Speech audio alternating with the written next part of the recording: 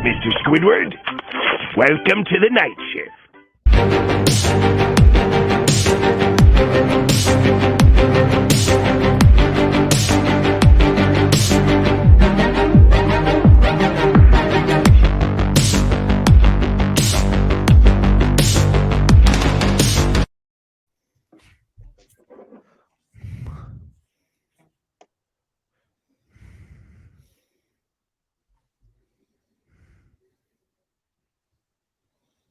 Hello, everyone, and welcome to the Night Shift Open Forum. I want to say, to everyone out there, to your friends and families, Happy Easter to everybody out there. And I'm alongside Jonathan Mathis, the Asian Skip Bayless, Isaiah Leong, and Shardul Gupta. I'm LoroAntonio. Welcome to the Night Shift's Open Forum night. And fellas, how are you guys doing tonight? I'll start with you, Isaiah. How are you doing tonight? Well, I'm doing great, guys. Mathis, it's great to have you back. You know, we haven't done a show together in like years, man. So it's going to be so much fun. But, you know, happy Easter to you. Happy early Easter to you guys. Happy early Easter to all the fans out here. And I can't wait to see what kind of questions the fans have for us, because it's open forum night. So the fans can pretty much ask us whatever sports-related questions that they have for us. So it's going to be really interesting. And Shardul, how are you doing tonight, my friend? Hey Laura, it's really great. It's really great that you had me on for the Night Shift Open Forum. I'm really excited to talk all about sports with you guys. And what about you, Mathis? Welcome back to the MI6 Sports Network, man. I mean, hey, what's up, fellas? It's great to be back on. It's been a long time. I'm happy to be here. How's your stuff going with ASAP? Oh man, it's a lot of fun over there. We're growing, we're making things happen, and you know, we're just a bunch of guys and girls who love talking sports. Absolutely, that's what we're all about. And anyways, folks, let's first talk about some games that we're going to talk about here. We're going to start with the Dodgers and Reds game, and I'm going to start with Mathis on this. I mean, you just finished watching that game. Talk about the Dodgers being 6-2, a 5-2 victory over the Cincinnati Reds. Trey Turner with a 2-run dinger. Julio Urias was great, and he was much better than his previous outing against the Colorado Rockies. And talk about Evan Phillips getting the victory, and then Green getting the loss, and then Daniel Hudson with the save. What is your overall thoughts on the Dodgers 5-2 victory over the Cincinnati Reds to win the series? Well, in Julio Urias' first start, he didn't look. I meant Hunter Green. Sorry. Yeah, Hunter Green. But in Julio Urias' first start, he didn't pitch a solid outing. He struggled. He struggled with his command. He wasn't, good with his execution. And, his velocity has seemed to decrease. And a lot of people had started to worry about his velocity because you saw a dip in his velocity. And, it was only one game, and I understand people are gonna be concerned. They're gonna, be a bit worried if their star pitcher is not, performing, the way you are accustomed to seeing him perform. And because of that, people made such a big deal about it. People were freaking out, and it was only one game, and I said, it's going to be okay. Julio Urias is going to be the Julio Urias that you saw last season. And sure enough, tonight, he looked really good out there on the mound. He looked more calm. He settled in. He attacked the strike zone. He pitched brilliant tonight. He did a masterful job out there on the mound. And then the Dodgers offense, you can't say enough about their offense. Their offense is amazing. They have power, in their lineup, and everyone from the top of the order to the bottom of the order knows their role. All of these guys can put the ball in play. They can get on base. They can move runners over. They can advance the runners. And they also have so much pop in their bat that they can send balls flying over the fences, And then you add Freddie Freeman to the mix, and you really have a powerful team that should win it all when you look at what this team has on paper. But we know that baseball is a funny sport, and baseball is a mystery. You never know who's going to win, because usually it's the team that gets hot at the right time in October that wins the World Series. But overall tonight, I thought the Dodgers were good. David Price, he came in, he went to work, he was good out of the pen. Evan Phillips was good out of the pen, and that's another thing that the Dodgers have been good at. I know it's early. The bullpen has been terrific early on to start the season. And that's going to be very critical for the Dodgers. I mean, that's crucial for any team, is to have a solid bullpen. And I think that was the biggest concern coming into the season, right? Everyone was talking about the Dodgers bullpen being possibly a liability. Well, it looks like the bullpen has shown up. The bullpen has silenced a lot of people, and the bullpen continues to make magic for the Dodgers. And, this Dodgers team now, winners of 5 in a row, should win more than 100 games. They should easily win 100-plus games because they have the recipe for success, and they have the team to do that, and they are well equipped to destroy a number of teams that they face this year.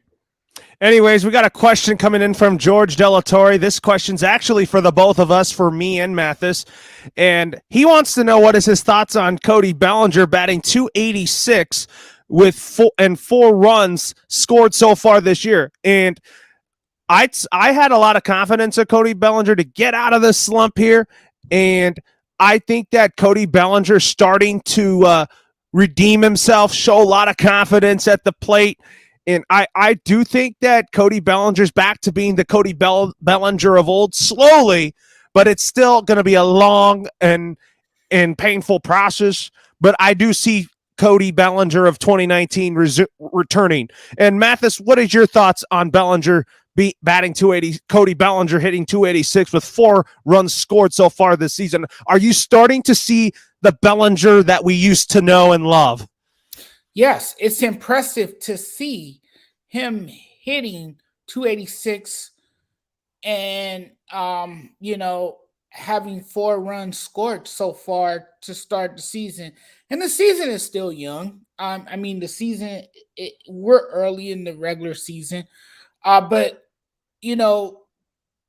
Loro, Bellinger is in his contract year.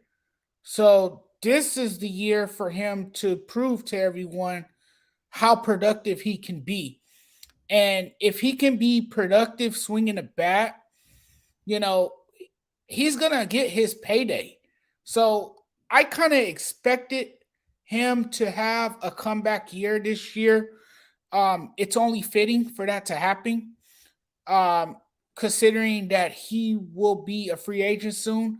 He's a free agent in 2024, so he basically has one more year in 2023 under his current contract. I thought this was his contract year. It's not. He has one more year of eligibility. Oh, okay. Because he's under the arbitration process, so right. He's still okay. Got you. My mistake. My bad. Rookie. He's under this is a rookie scale contract that he's on. Okay, yeah. And he has to go through the arbitration process and all that. My mistake. Yeah. Well, he was due for a comeback year. He struggled last year.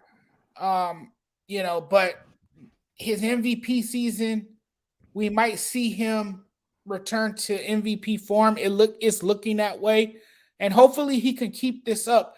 Now, Loro, sometimes when we see players get off to a hot start, they tend to struggle somewhere down the line, right? It's hard to sustain a batting average this good for a long stretch of the season. So usually you see a decline somewhere during the season. But I like what I'm seeing from Bellinger. I think he's an important piece to this Dodgers team, and they're gonna need his bat and they're gonna need his services. And it's good to see what he's been able to do thus far. He has, and for me, I think Cody Bellinger, when his contract's over, if he could show the Dodgers that he could get, if he can continue to play that he is playing right now, I think Cody Bellinger is a big part of what the Dodgers are going to do in the future. I just don't think the Dodgers are going to get rid of him now that you lose Corey Seager. There's no way I don't think the Dodgers will get rid of Cody Bellinger though. No, I don't see that happening anytime soon. I think they'll work out a new deal for him. The Dodgers have the money. The Dodgers can afford players. They shouldn't lose Cody Bellinger like they did with Corey Seager. Right, and they could do that. But how about Trey Turner tonight, man? And that's a guy I hope they get a deal done for. He needs to stay a Dodger. I mean, I look, hope they get a deal done. give him like a 4 or 5 year deal worth like $80 million. To me, he's a better shortstop than Corey Seager. He's a valued player. He is smooth. He is smooth sliding into the bases. Just Trey Turner's got to stay with the Dodgers. I think that the Dodgers need to find a way to keep Trey Turner. They got to keep Buehler. And if Kershaw goes, then you could save up that money to keep Julio Urias in May. And his hitting streak continues. He went 3 for 4 tonight, had a home run, was spectacular for the Dodgers tonight. And he carried the load offensively for the Dodgers tonight. He had some big hits, some timely hits. Trey Turner, to me, is a very underrated player at his position. And, he shows what he's made of each night, it seems. Anyways, another comment here. George wants to know, this one's for me, and then Mathis, you can give me your input on this. So thoughts on the rotation so far and Clayton Kershaw being pulled in the 7th inning of a perfect game. Let's start with the Clayton Kershaw being pulled in the 7th inning of the perfect game here. I thought it was the wrong decision by Dave Roberts to do that, because I think that if you have history, you go for history. But Dave Roberts, look what he did. He prioritized health over history, and I don't agree with that. I love Dave Roberts. I think he's a phenomenal manager, but that was just a wrong decision. He made a wrong decision by pulling Ross Stripling out of a no-hitter, and he pulled Rich Hill out of a perfect game. And then when he pulled Walker Buehler out of a no-hitter, I understood that. It was a combined no-hitter against the Padres in Mexico. So, yeah, what is your input on this, Mathis? Do you think that Dave Roberts should have pulled Clayton Kershaw for that perfect game in Minnesota? Everyone wants to see history, right? Everyone wants to see the perfecto. And I understand that Clayton Kershaw was in the middle of a perfecto, right? He was throwing a perfect game. Everything was going smooth for him on the mound. He was dominating in that game. I get it, and the fans want to see milestones. They want to see, baseball's a numbers game. So they want to see, perfect games and no hitters. That's what fans want. But at the end of the day, you have to do what's best for your team. And Dave Roberts did what he felt was best for his team in the best interest of his player, Clayton Kershaw. Clayton Kershaw is older now. Clayton Kershaw battled with some health issues. So this was a manager looking out for his ace pitcher. This was a manager who was doing everything he felt was right at the time, and he decided that he would pull Kershaw from the game to protect his pitcher, because this team has a bigger goal. They have bigger things in mind, and that's to win a World Series title. To hell with all the milestones and individual accolades. What matters to the Dodgers more than anything is winning another World Series title. It is. That's what this is all about. And I think Roberts was doing it from a health perspective, which I think I could agree with that. But my thoughts on the rotation so far, it's great. I mean, this rotation's great. I just wish that we had a healthy Dustin May. And that if Andrew Heaney were a Dodger, then I feel like that he would be a better off as a long reliever because of how bad of numbers he's put up as a starter. And I think that the Dodgers are good at getting former starting pitchers to be in their bullpen, and they turn their careers around. And I think that if Dustin May was healthy, then Andrew Heaney would have gone to the bullpen. Yes, I can see Andrew Heaney coming out of the bullpen. You will put Dustin May back in the starting rotation. Someone has to go in the bullpen, right? And I think it would be and it's Andrew Heaney because I think Tony Gonsolin has graduated from being a long reliever now to a fifth starter. Yeah.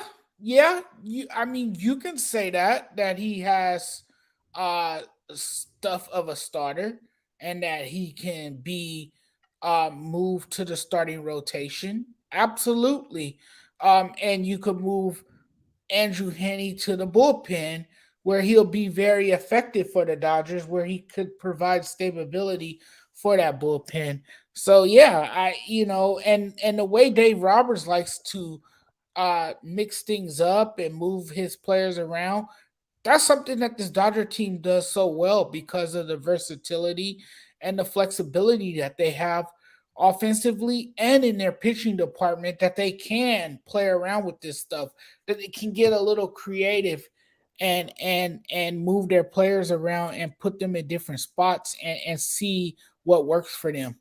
And now is a good time to experiment because it's early in the season. You could kind of, move your players around, see where they work, where they don't work, and change things up a bit.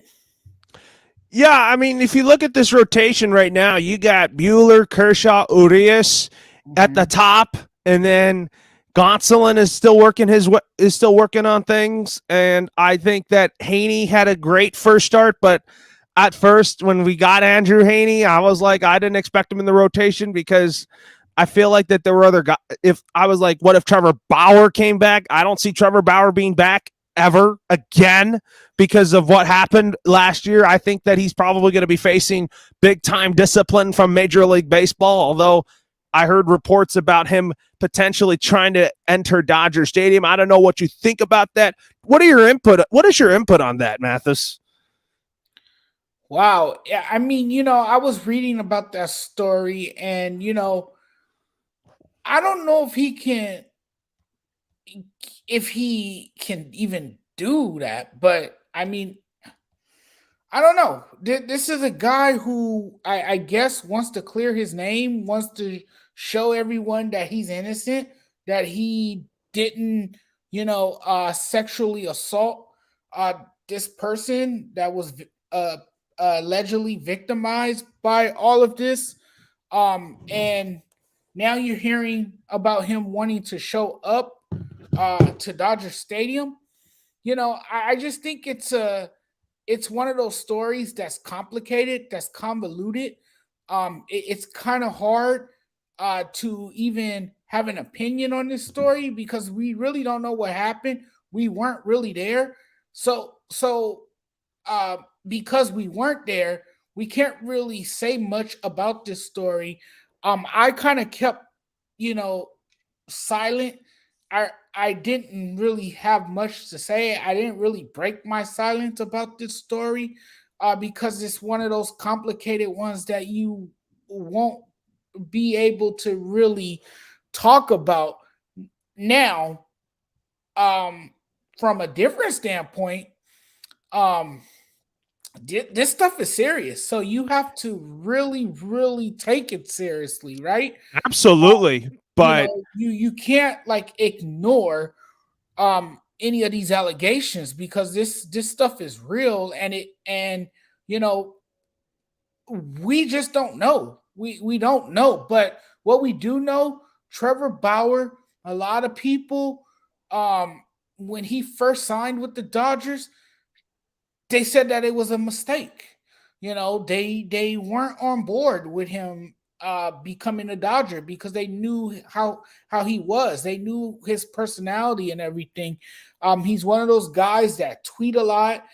He's one of those vocal guys. He's a guy that's very bombastic and a guy who um, sometimes spews a lot of nonsense, and he likes the spotlight. He likes to have the attention, and that's just the type of guy he is. But when you hear stories about his teammates, his Dodger teammates having some sort of disconnect, I would think it's hard to bring him back. I mean, I don't care how good of a pitcher he is, because yes, granted, he is a good pitcher.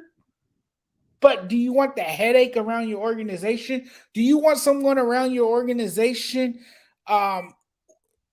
where his teammates are not as acceptable of him because of what he allegedly did? When you hear about his teammates not wanting him around, it's hard to bring that guy back, because if you do, that can, affect team chemistry. That can have a negative effect on the clubhouse, and that will create a huge problem, in the clubhouse. So, I mean, I don't know if you want to bring him back, but then if you do bring him back, he's a big part of your starting rotation, and that will give you another stellar arm in your rotation. So, those are the kind of things that you have to, consider when you talk about Trevor Bauer. Absolutely. And then, anyways, what is your thoughts on the Dodgers adding Craig Kimbrell, Mathis? And I really have been anxious to ask you this. Are you glad that Kenley Jansen is now out of Dodger blue? Well, you need someone to close. You need someone to come in the ninth inning, right? You need someone to be your ninth inning guy. And the Dodgers, they didn't have any interest in re-signing Kenley Jensen. They let him walk in free agency. Kenley Jensen decided that he would sign with the Atlanta Braves, where he is now. Yes, I think it was time to move on from Kenley Jensen. Yes, he was this lights out closer in 2017. He used to be a dominant pitcher when he would come in the ninth inning, and he would get the job done. He would come in and the first pitch would be good morning, the second pitch would be good afternoon, and the final pitch would be good night. And he used to come in and give you 1, 2, 3, and the night was over. There you go. You have, he'll pick up the save. Kenley Jensen, you started to see a different Kenley Jensen. One that couldn't no longer be trusted. One that you couldn't depend on to get the final 3 outs in the ninth inning. And there was times that he would have ninth inning meltdowns, and the game would just turn for into a nightmare, and things will all of a sudden go south. So it was time for a change. And I like Craig Kimbrell. I know, you're not going to get the same closer that he was in Atlanta, but he can still shut it down in the ninth inning. He can still be your guy in the ninth inning. And the Dodgers, again, they needed to address some glaring needs in their bullpen, and I think they did in that trade. It's just unfortunate that they had to give up A.J. Pollock, because we all know how clutch A.J. Pollock was for the Dodgers offensively with his bat. A.J. Pollock also has a medical history. He has trouble staying healthy sometimes, and I believe he's out right now. I don't know if I know he had a hamstring injury or something like that with the Chicago White Sox. So I don't know his status, but I know he has dealt with injuries in the past. But when he's healthy and when he's feeling good, he could be a very, very good hitter in your offense. And that's something that the Dodgers will miss from AJ Pollock, but you know sometimes you got to give up something to get better, and the Dodgers did. They got Craig Kimbrell. They obviously are confident in him. They believe in him. They know that he's capable of coming in a ninth inning and getting the final 3 outs. And so far, so good. Yeah, so far so good here, and then we're going to go to our next topic here for everybody here, and we'll give our thoughts here. Christy Wilson wants to know thoughts on the Boston Red Sox so far. My thoughts on the Boston Red Sox is, I mean, they've been on and off lately. I mean, I think that the Boston Red Sox are going to be a good baseball team, but it's early, and 4-4. I mean, that's not the start that you expect. But talk about guys like Xander Bogaerts. I heard Alex Verdugo hit a home run today, and I think the Red Sox have a really talented baseball team. And I'm going to start with Mathis on this. Your thoughts on the Red Sox so far? And you know that the Red Sox have two of our former favorite Dodger players on this team, in Kike and Alex Verdugo and Rich Hill. Right. One player I really like on the Red Sox is Trevor Story. I like Trevor Story. I think he brings a lot to their infield. You know, he's a great infield guy. He can stretch the infield with his ability to make plays, very mobile. I feel like he can be the difference maker for that offense. Here's the thing, though. Trevor Story is going to have to be a lot better than what he was a year ago, because a year ago, last year was a miserable year for him. You know, he struggled with the Colorado Rockies, and his name was even floating around in possible trade talks. A deal never gotten done for him. But I do like this Red Sox team. I think this Red Sox team is going to be a team to watch. Hopefully Chris Sale gets healthy. They're gonna need him. They're gonna need their pitchers to be sharp. And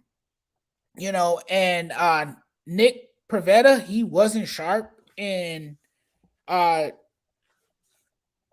his debut, against the Yankees last weekend. He's gonna have to be able to pitch deep into innings, and that's something we haven't seen from him just yet. So pitching is a bit of a concern early for them. I know Pivetta's velocity was a bit down in the opening start. So maybe that will change. He had some issues where he was walking batters and that stuff. I think the pitching is going to have to get a lot better. But then you look on the offense and you see what you have over there. You have a very versatile Kike Hernandez, a former Dodger. Yes. You got Alex Verdugo. You got guys that can hit, that can produce for you, that can get on base, that can put the ball in play. You got guys that can score runs. But we'll just have to wait and see. It's a long season. Baseball is a marathon, not a sprint. And a team's fortune could turn around that quick, really, really quick. And we've seen it in baseball. I think we're all a testament to that as baseball fans, because we have over the years witnessed some crazy and wild stuff that has occurred in baseball. We sure have. And anyway, Chardol, I mean, we're going to give you a chance to talk here. What is your thoughts on the Red Sox so far? The Red Sox are a very talented organization with 3 former Dodgers on their team. I think they can do some great things in the future. I think they can potentially make it to the World Series if they want to. But I think this team will do some big things if they work together as a unit. Anyways, so We'll read our other comments here. So George Delatorre says, George D says, if Cody Bellinger returns to his 2019 form, this could be one of the best batting lineups for the Dodgers. Absolutely. And Isaiah Lee Young also says, dealing with tech issues, fellas, and he gave us like crying emojis here. So Chardol, I'm going to go to you next on this. So the San Francisco Giants are 6-2. In the 6-2 in the NL West, beat the Cleveland Guardians today by the final of 4-2. Dominic Leone got the win. Talk about Brandon Belt having a great game today, and talk about the San Francisco Giants being on a roll to begin the season. I mean, a lot of people were like, "Oh, this team was going to take a bit of a step back," but they kind of picked up where they left off to begin this season here. Chardol, what is your thoughts on the Giants so far? I mean, I love how the Giants are playing right now. I mean, they're working together. They're relying on each other. We got Brandon Belt. We got Joey Bart. We got Mike Ostremski. All these Anthony DeSclafani. But I mean, if this team really puts their mind to it, they could potentially make it out to the World Series and maybe even win it. They could. I mean, Mathis, you all know we have a Giants fan in the house, so we have a house divided. San Fran versus the Dodgers. I mean, I can't wait for those games to happen here this year, which I think is going to be a ton of fun here. And you talk about the Giants here, Mathis. I mean, this team didn't even lose a step to begin the season. A lot of people were like, oh, this team was going to was going to take a step back after last season. Yeah, well, the Brandons are killing it right now. You have Brandon Crawford hitting home runs. You have Brandon Belt driving in runs. And, early on, the Giants have been sensational. Belt had the big night on Saturday. And then I believe on Friday, Brandon Crawford had an amazing night, but Brandon Belt was remarkable, continuing what has been a scorching hot start to the season for the Giants as a whole, Like, here's the thing, Mathis, before you go on here, if you look at the standings right now, the Rockies, the Dodgers, and the Giants all are 6-win teams. But what I think the Rockies to me are a pretender, because I thought when they got Chris Bryant, I thought they were going to compete with the Padres, the Giants, and the Dodgers. But I think the Rockies to me, they're going to fall off. Yeah, well, who's pitching for them? You got Marquez, you got Kyle Freeland. Those are your top two starters. Sensatella's good. Yeah, but is there really an ace in that rotation that stands out to you? It's German Marquez. Yeah, but is he strong enough he can't pitch every night? No, I mean, the Rockies. I think the Rockies pitching is a question mark. Also, the offense, they lost so much. Trevor Story is no longer there. You made the dumbest trade in Colorado history by getting rid of Nolan Arenado. You don't have him anymore. You don't really have your offensive bats in that lineup anymore. You still have Charlie Blackmon. But I mean, you don't really have a strong enough offense, and you don't have the greatest pitching in the world. So yes, I think the Rockies will fall off at some point. The Rockies are not a contending team. Well, because I think that whenever the Padres get Fernando Tatis Jr. back, I think they're going to be right up with the Dodgers and the Giants. Yes, I think the NL West is going to be interesting this year. I think it's going to be a tight race between those three teams, the Giants and the Padres and the Dodgers. And then you put Arizona and Colorado in the doghouse, because I think Colorado's a fourth-place team to me. Right. I think Arizona, they got lucky today with the win over the New York Mets, but you don't expect – But watch out for Arizona in the next couple of years, because they have one of the top farm systems in baseball. I just think they're going to be bad this year, but do you think Arizona could make it a really interesting division with the Dodgers and the Giants and the Padres? No, I don't. Or you still think they're going to be in mediocrity? I think they're gonna fall more in the mediocre category. Yes. They did get a win today against the New York Mets. I feel like that the Diamondbacks are going to get swept by the good teams.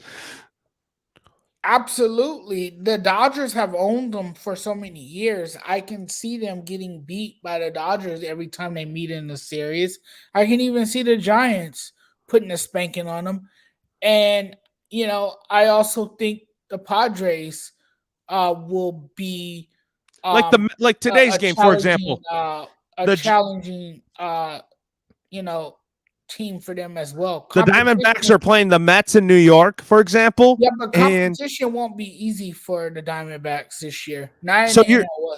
So you're saying is that Arizona has a great farm system right now, but you're saying that you think that the Diamondbacks are still ways away. They're ways away because it's going to take time to develop those players. And yes, I also feel like you have to point out that Ken Kendrick's a bad owner for the Diamondbacks. Yes, you can say that. I don't think it's Lovello's fault for why the Diamondbacks are so bad. I don't think it's him or Mike Hazen. No. The Diamondbacks are just poorly ran. It's a poorly run organization.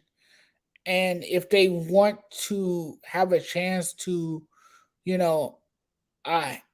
hang with the big dogs in the NL West, like the teams like the Dodgers and the Giants and the Padres, then they're going to have to, be better than what they are now. And, it starts with the ownership. But, yeah, no. It's a team that's a long way from being a consistent winner. It's great and all to have a good farm system, but that's not going to do anything for them, at least not right now.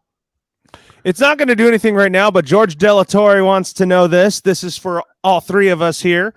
Thoughts on the Angels? Are they contenders or pretenders? I'm going to go first on this. I think that when the Angels got Noah Syndergaard and then when they got guys like Archie Bradley, Ryan Tapara to kind of help with the bullpen for the Angels, I think that this Angels team is capable of winning ball games and trying to get back to the postseason. I think that this Angels team has what it takes to be really good, but I think that the Houston Astros are still the better team in the American League West, even though they don't have Carlos Correa. The Mariners are up and coming. I think the Oakland A's are surprising a lot of people, and Isaiah said that the Oakland A's were going to lose 100 games this year because of the fire sale that they recently went through. But the A's are a game above 500 with a 5-4 victory. And the A's have been playing pretty good baseball to begin the season. But I think that this division, to me, is tough. But if you look at the AL West, the Texas Rangers are 2-6, and they're not even there yet, Mathis. So you're closer to Angel territory. I'm going to start with you on this. Do you think the Angels are pretenders or contenders? It's tough to call right now. The Texas Rangers, they spent $500 million this offseason in free agency, signing Corey Seager and Marcus Semien, to name a few. But I think this division belongs to the Seattle Mariners. Are you saying between the Houston Astros or the Seattle Mariners? Yes, at this point, I think it's between those two teams. I think this year the Mariners come out on top. I think the Mariners are ready. I think they're there. They almost made it a year ago. They fell just short of reaching the playoffs. Just short. They needed a couple more games to be able to get into the playoffs. And I think this is their year that they surprise a lot of people and that they win the division. You got some great names over there now. You traded for some star power. You got Robbie Ray now as one of your starting pitchers. This is a guy who's won a Cy Young Award. You still got Mitch Henninger. Yeah, but Mitch Henninger just tested positive for COVID-19. Yeah, but he'll be back. He'll be back. He won't be out forever. You still have him. Then you got this young sensation. That's Julio Rodriguez. Yep, he's on his way. So the Mariners are going to be a fun team. People should be very optimistic in the Pacific Northwest because there's a lot of promise with this team. There's a lot of great things happening in Seattle.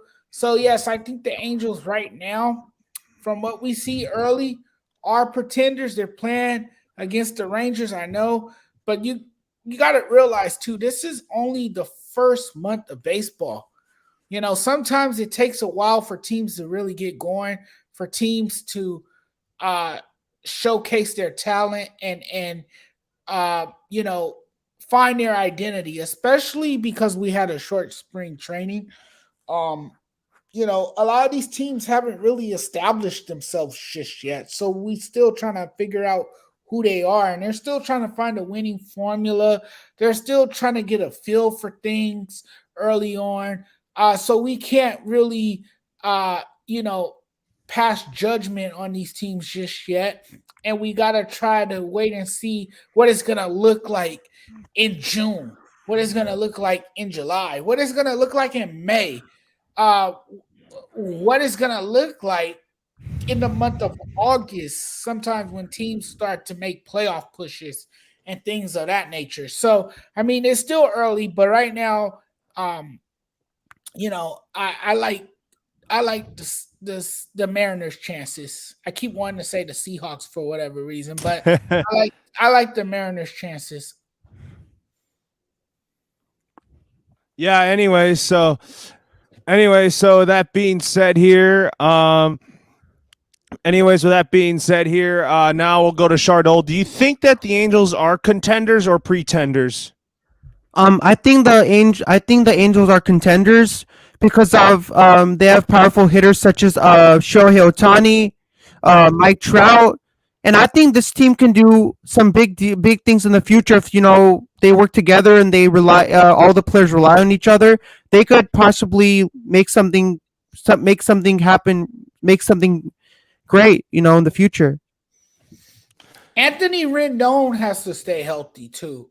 If he can stay healthy, maybe they might get a wild card spot or something. But I don't see the division. And does it also depend on Ohtani and Trout? Yes, absolutely.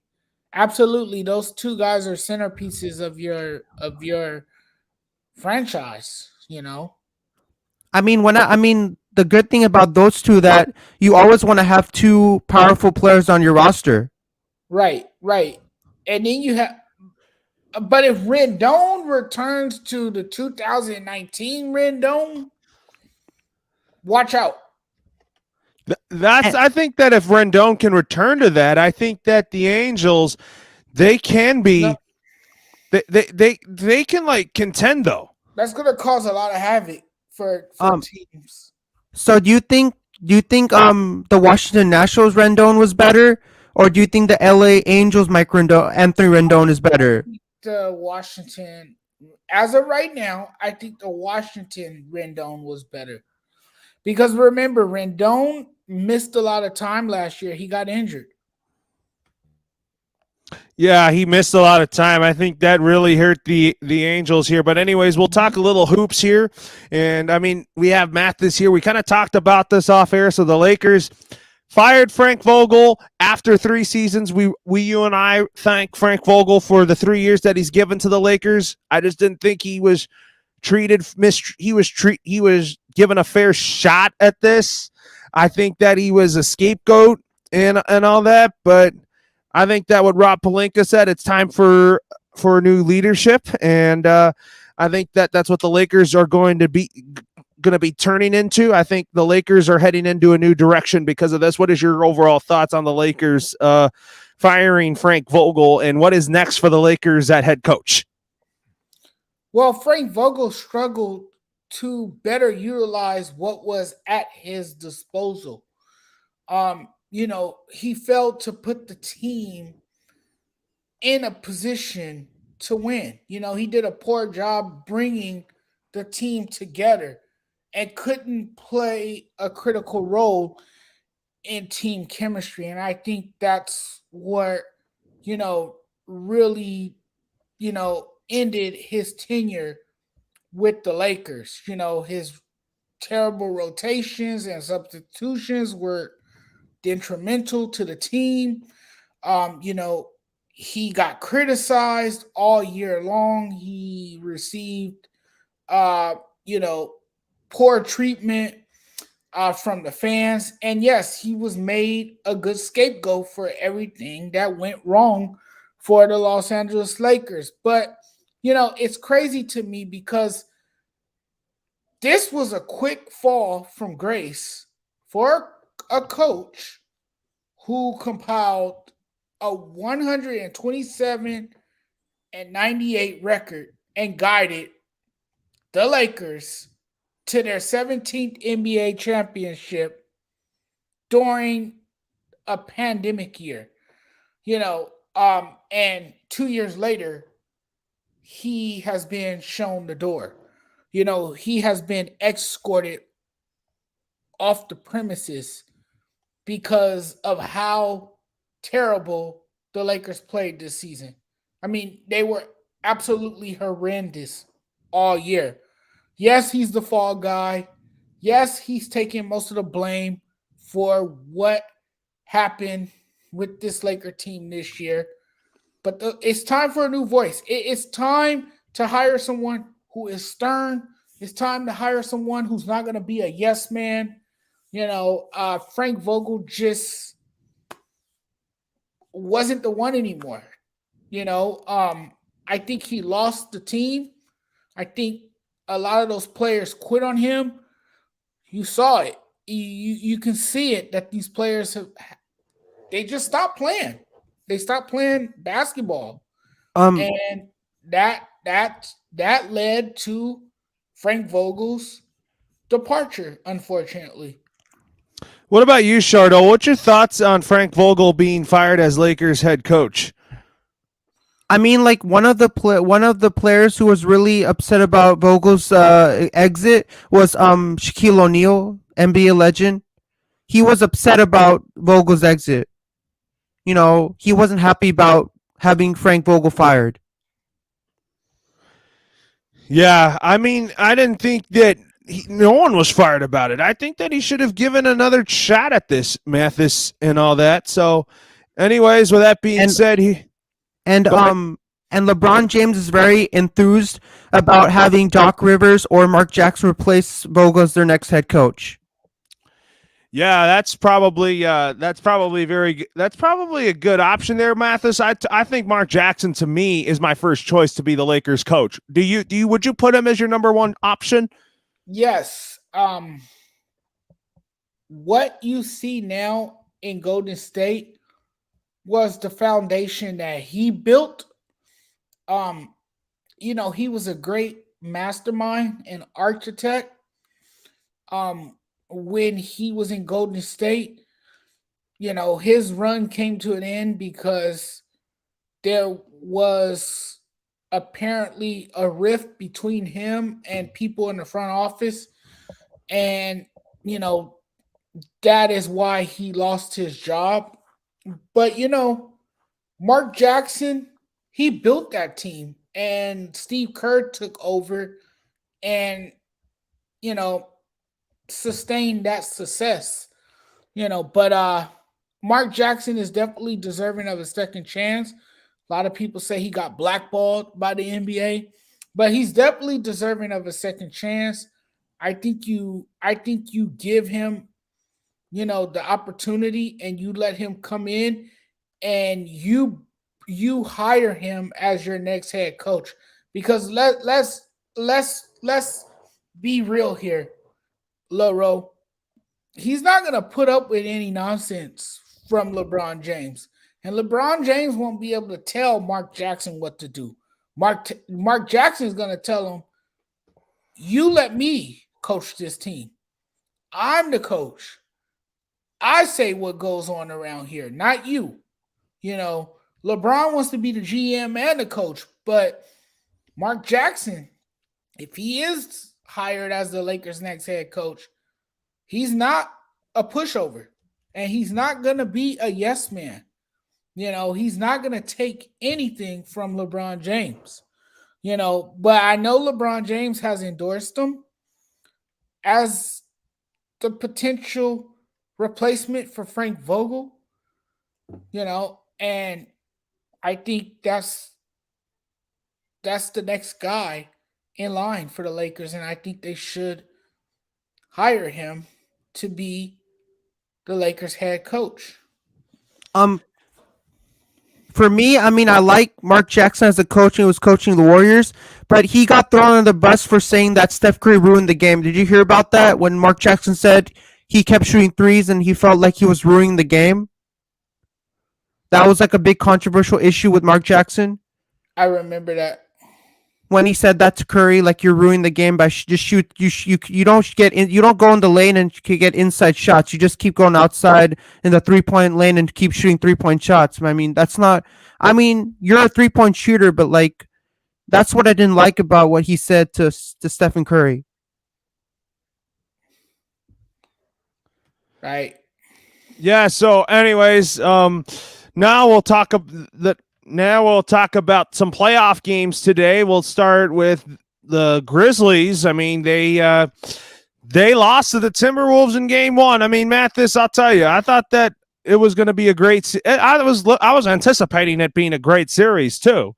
But do you think that series will go to 7 games? Well, the Timberwolves were in attack mode today. You saw it, and you're seeing a young man grow up before our very eyes, and that is Anthony Edwards.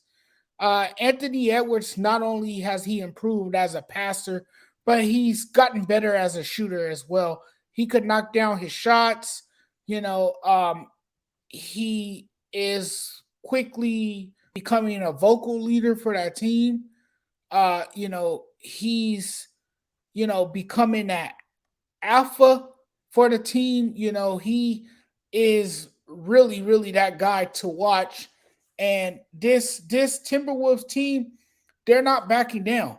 You know, they are not entertaining the notion that they are a team that's going to get eliminated in the first round. And, you know, they are a team that has nothing to lose. You know, this team is really playing with house money because the Memphis Grizzlies are favorites to win, right? They are the ones favorite to come out on top. And Minnesota is saying, not so fast. We're here to play too. And we're going to play. And that's what they did today. You know, they came out early, you know, they did it on the road. You know, they did it on the road. You know, you got a D'Angelo Russell who has, you know, turned his game around for the better. He can score at will. And you know who was better today, too? I know he only had 11 points in the play-in game, but Karl Anthony Towns. You know, he was very effective inside the paint. You know, he was scoring his baskets, making shots. You know, he was more aggressive and less passive. You know, he was very assertive. And if he could keep it up with that assertiveness and you know, continue to play like the big man that he should, then this is going to be a very long series for the Memphis Grizzlies. But I'll still take the Memphis Grizzlies because it was only one game, you know, and usually teams that's as good as the Memphis Grizzlies, they'll bounce back from it. Just keep in mind, they still have Ja Morant, one of the most explosive players in the game. What about you, Shardo? What was your thoughts on that T-Wolves and Grizzlies game? I think this Timberwolves and Grizzlies game, it's a very entertaining series. Both teams are really fighting hard to make it move on to the next round and play whichever team makes it makes it on.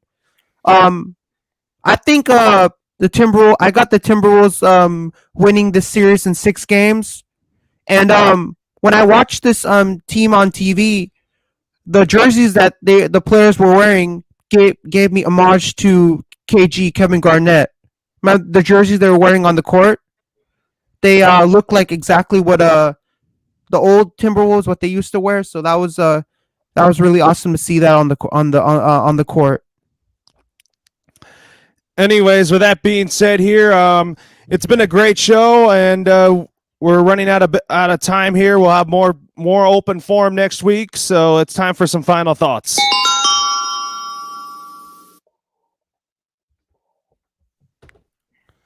But I just want to say thanks for having me on this night shift open forum session with me and Jonathan. I love talking sports with you guys. I just like to hear all the things you have to say. But those are my final thoughts. And what's your final thoughts, Matt? It's good to have you back on, man. Yes, Loro. Thank you. Likewise. Thanks for having me on. This was a lot of fun to talk sports with you guys. I'm a little sleepy. I'm about to, hit the bed now, and once my head crashes into that pillow, I'll be knocked out for the night, But it was fun chatting with you guys, talking sports, catching up with you guys. I miss you guys. You guys are doing your thing over here. Keep up the great work. I'm always rooting for you guys. I'm a big fan. Hopefully soon again, Loro. Maybe I'll have you on as a guest on my show, my new show on ASAP Network, called Speaking with Judgment. That'll be a lot of fun, right? Yeah, anyway, so that's going to do it for Open Forum. Batter up tomorrow, and we'll talk to you all later. Have a great night, everyone.